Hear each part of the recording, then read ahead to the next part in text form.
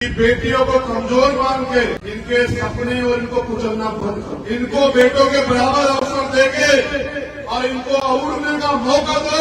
इतिहास याद रखेगा कि बिना किसी महिला के सहयोग के कोई पुरुष देश में कामयाब नहीं हुआ। अब इतना कर पाए हैं तो उनके पीछे भी मां रमाबाई का पूरा जो है सहयोग और समर्पण है। तो मेरी इच्छा मुख्यमंत्री बनने की है भी नहीं, सच बता रहा हूं।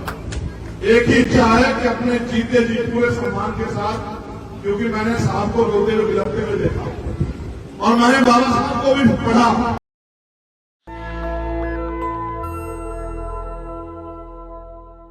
मोहताज नहीं होती, जिसके अंदर जज्बा होता है वो करके दिखाता है।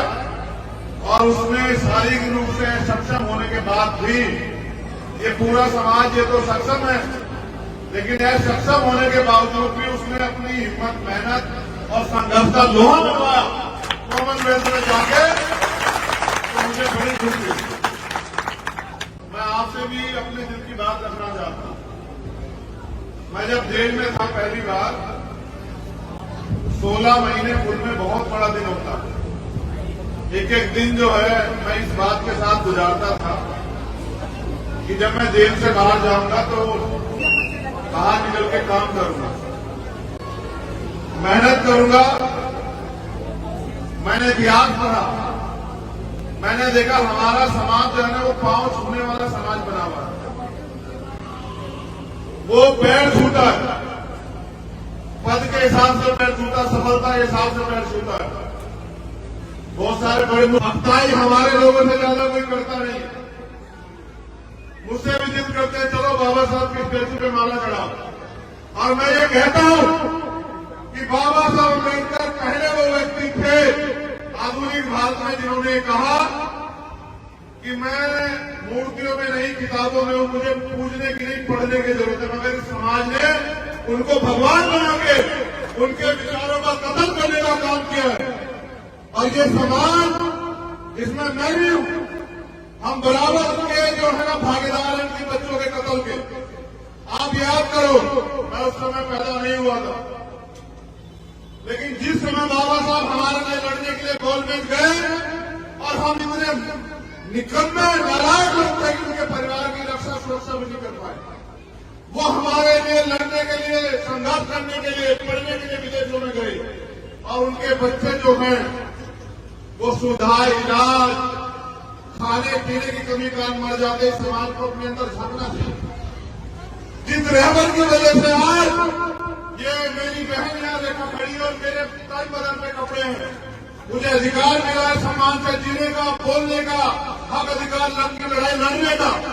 उस रहबर के बच्चे जो हैं वो इलाज न मिलने के कारण मर जाते। ये समाज बैठा देखता रहता है। ऐसा समाज से नहीं समाज है। अपने अंदर आकलन करने, चिंतन करने की बजाय मुझे क्या खुशी होती है आपको सड़कों में नंगा होकर नाचते हुए देख के? नहीं, मैं आपको भीड़ नहीं बनाना चाहता, मैं आपको भक्त नहीं बनाना चाहता, मैं तो आपको लड़ने वाला योद्धा बनाना चाहता हूं। क्योंकि ये लड़ाई योद्धा जीत सकते हैं, भेड़ बकरी ने कोई लड़ाई नहीं की कि आप दबाए। अगर आप पढ़े लिख के तैयार नहीं होंगे, आप अपने पैरों में खड़े होने के लिए मेहनत नहीं करोगे, तो दुनिया की कोई ताकत इतिहास में आपको आने वाले कल में भी आपको सम्मान और अधिकारों का जीवन दे ही नहीं सकती। आप हजारों साल से रो रहे भगवान के आगे, आप जो है लाखों साल से जो है गुरु के ज्ञान प्राप्त नहीं होता है। जिसका कोई गुरु ना हो वो कभी सफल नहीं हो सकता। जितना आदमी संघर्ष से सीखता है, जितना आदमी इतिहास सीखता है, उतना गुरु से भी सीखता है। मैंने भी अपने जीवन में गुरु बनाए, आज वो जिंदा नहीं। उनका नाम है रहबर मानने और साथ श्री काशीराम। मैंने उनके जैसा संत भी दुनिया में नहीं देखा इतिहास पढ़ के। फकीरी से भी ज्यादा फकीरी का जीवन जी के और एक सिंगल का जमीन, एक पैसा आपसे नहीं लेके गए, लेकिन मेरे जैसे और आपके जैसे हजारों लोग तैयार करते गए। तो मैंने इतिहास पढ़ा, मैंने दुनिया का इतिहास पढ़ा, भारत का नहीं दुनिया का। मैंने ये पढ़ा कि दुनिया में जो सबसे बड़ा तानाशाह हुआ जिसको हिटलर कहते हैं, हिटलर ने दुनिया के बारे में लिखा और देश के बारे में, भारत के बारे में भी लिखा। उन्होंने लिखा भारत का जो शोषित समाज है, भारत का जो बहुसंख्यक समाज है, वो सिर्फ और सिर्फ ताकतवर लोगों की कॉपी करने के अलावा, उनके पीछे करने के अलावा अपना कुछ बनाते खड़ा नहीं। आज भी हमारे लोग यहाँ मेरी जिंदाबाद करते रहो, जय भीम के नारे लगाते, इससे आपकी जिंदगी नहीं बदलेगी। अगर आप मेहनत करके, संघर्ष करके आगे बढ़ने के रास्ते नहीं निकालोगे तो कैसे जिंदगी नहीं बदल सकती। आज भी हम लोग यहाँ पिछड़कू बने हुए हैं, और जब थोड़ा बहुत सरकार देखिए झूठन मांगने वाला क्या होता है भिखारी, देने वाला क्या होता है मालिक। हम मांगते रहते हाथ ऐसे करके, वो लोग देते रहते, हम सिस्टम खा के जाए देश में। कितने सुविधाएं हमारे समाज को जो शोषित, हम रोटी के लिए मोहताज है। अगर मेहनत न करें तो हमारे बच्चों को रोटी ना मिले। कितने लोग घर में गाड़ियां, कितने लोग घर में एसी है, कितने लोग घर में फ्रिज है, कितने लोगों ने 4 पहिए की गाड़ी से हवाई यात्रा, वो देश की यात्रा की है। कितने ऐसे लोग हैं जिन्होंने हवाई यात्रा की। अगर हम देखें तो हमारी परसेंटेज 5% नहीं निकलेगी शोषित वर्ग, लेकिन फिर भी नहीं जागना चाहते, फिर भी नहीं खड़ा होना चाहते। बाबा साहब की बात करते हैं, शाम के टाइम एक कौवा, एक अद्दा दारू का पीते हैं, माँ बहन को घर में बेइज्जत करते हैं, लड़ाई झगड़ा करते हैं आपस में, और फिर कहते हैं समाज आगे नहीं बढ़ रहा। जब तक आप ये नहीं छोड़ोगे अंधविश्वास, पार्टीवाद और भाईचारा नहीं पैदा करोगे, लत्ता पकड़ खींचने की जगह हाथ पकड़ने का काम नहीं करोगे, आपकी जिंदगी से गुलामी कट नहीं सकती। मैं धन्यवाद देता हूं भीमानवी के साथियों का, जिला पलवल और हरियाणा की टीम का, कि वो अपने पैरों पर खड़ी हो रही है। वो समाज के दुख सुख की लड़ाई लड़ रही है, लेकिन अभी लड़ाई शुरू हुई है। याद रखना, आप जो कर रहे हैं वो आपकी जिम्मेदारी है। अगर आपने अपने महापुरुषों को पढ़ा, अभी आजादी अधूरी है, अभी तो एक पहल निकली है। मैं तो उस दिन अपने आप को ताकतवर महसूस करूंगा जिस दिन देश के प्रधानमंत्री की कुर्सी पे बहुजन समाज का व्यक्ति बैठेगा, बाबा साहब अम्बेडकर को मानने वाला व्यक्ति बैठेगा, गुरु रविदास जी महाराज, भगवान वाल्मीकि महाराज, गुरु नानक देव, संत कबीर को मानने वाला व्यक्ति बैठेगा। और जिस दिन देश में ऐसा चाहूं राज में जो मिले सबन में अन्न और तुम बसे रविदास रहे, तब जाके जो है तुम मानवता में आ जाएगा, गैर बराबरी खत्म हो जाएगी, गुलामी की जड़ें काट हो जाएंगी। किसी को अन्न की, किसी को खतरे की, किसी को लूट की, किसी को तमाम तरह की परेशानियां नहीं होगी। देश में अमन भाईचारा पैदा होगा, सबका सम्मान होगा, महिलाओं को बराबर के अधिकार मिलेंगे, किसी बहन बेटी का रेप नहीं होगा, उसकी हत्या नहीं होगी, उसकी दहेज के नाम पर नहीं चलाया जाएगा। तब जाके जो है इस देश में हम लोग ताकतवर महसूस करेंगे। नौजवानों ने मुझे ये भी शिकायत है समाज से कि हमारे यहाँ ये हरियाणा, स्पेशल हरियाणा, और एक बेटी नहीं, इस देश की इज्जत थामी ओलंपिक से लेकर कॉमनवेल्थ में हरियाणा की बेटियों ने, पूरे देश की, जहां नौजवान युवा पुरुष फेल हो गया, वहां बेटियों ने लाके मेडल लाला के देश की इज्जत थामी।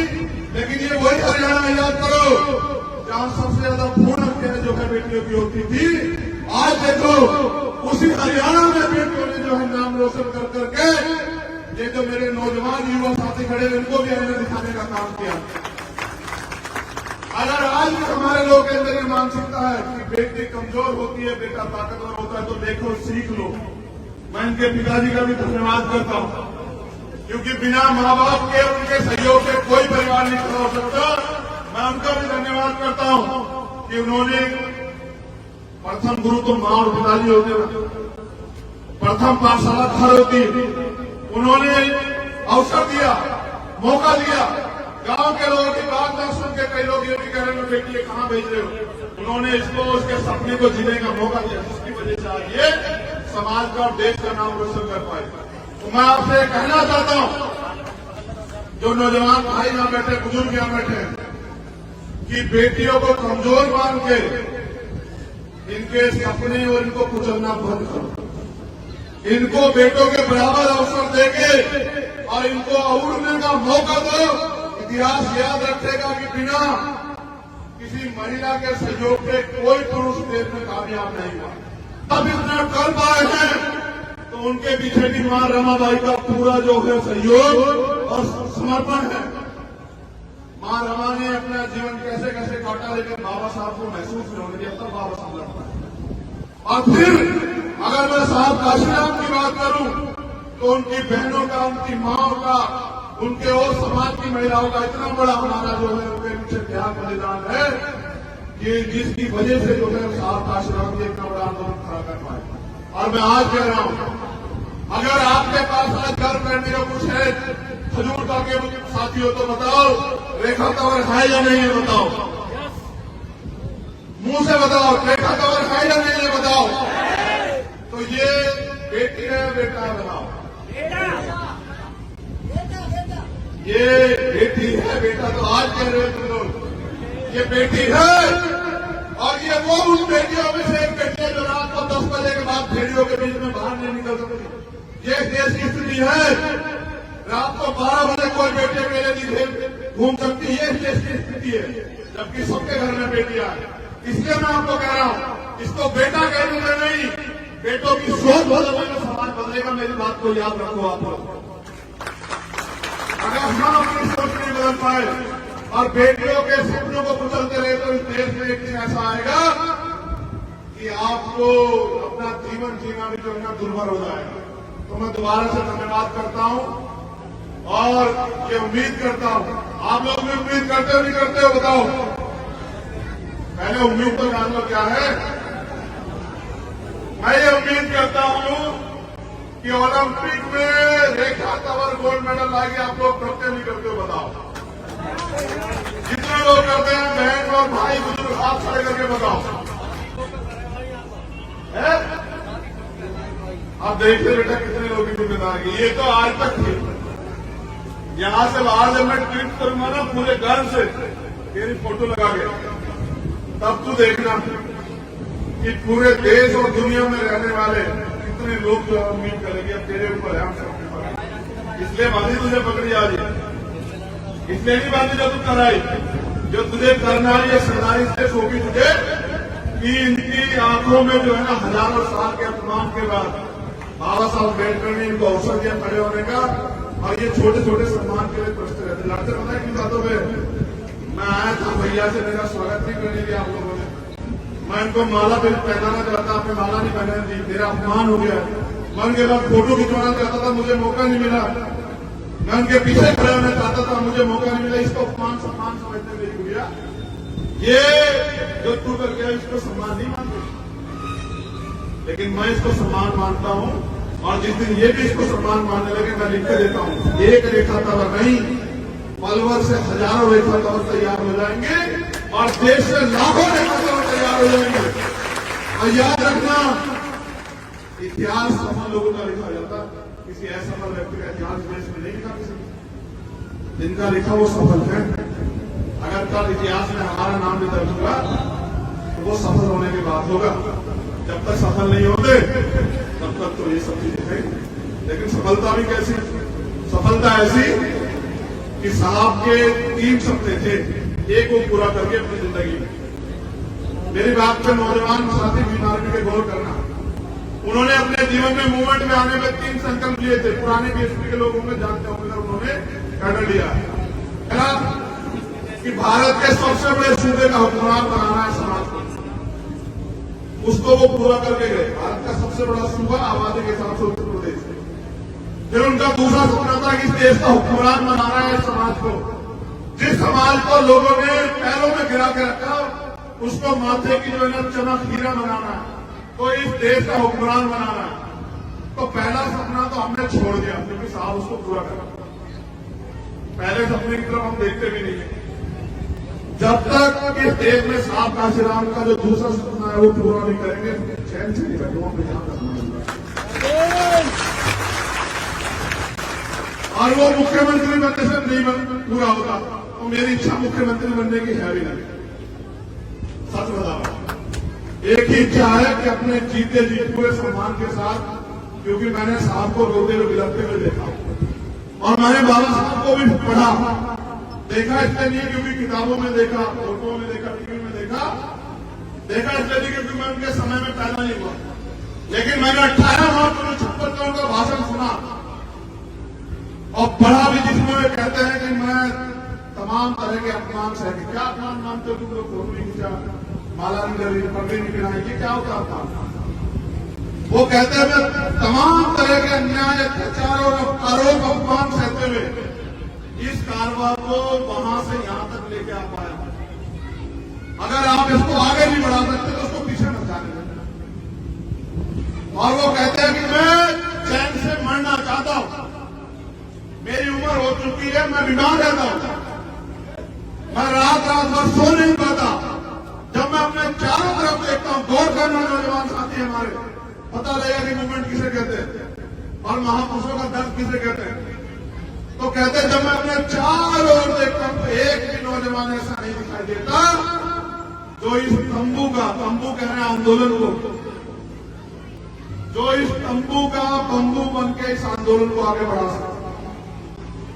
पूरे समाज से कह रहे हैं एक ऐसा रबर जिसके 4 बच्चे कुर्बान हुए तब हमारे तन पे कपड़े आए, वो कह रहे हैं समाज कि जब मैं अपने चारों तरफ देखता हूं तो एक भी नौजवान ऐसा नहीं दिखाई देता जो इस आंदोलन का, जो इस तंबू का बंबू बन के, जो अपना जीवन समर्पित करके इस आंदोलन को आगे बढ़ा सके, जो मैं चैन से फंस सके, जो मैं अपने समुदाय के लिए करना चाहता था उसका 10% भी नहीं कर पाया।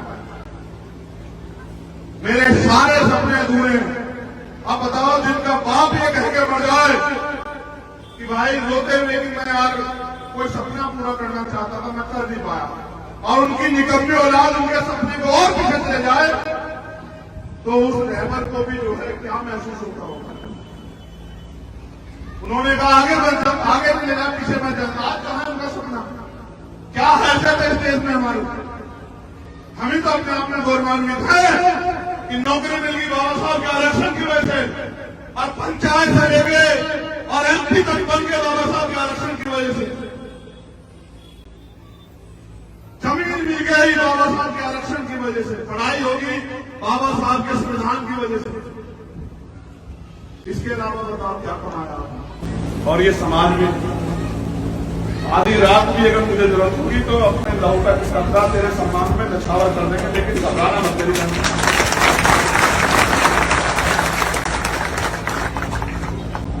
पाला खींच के पार ही उतारना, ठीक है? नेशनल दस्तक की आपसे गुजारिश है कि अगर इसको बचाना चाहते हैं तो नेशनल दस्तक को सब्सक्राइब करने के लिए रेड कलर के सब्सक्राइब बटन को दबाएं, फिर बेल आइकन की घंटी दबाएं। नेशनल दस्तक को बचाने के लिए बहुत जरूरी है कि हर खबर को शेयर करें, लाइक करें, कमेंट जरूर करें।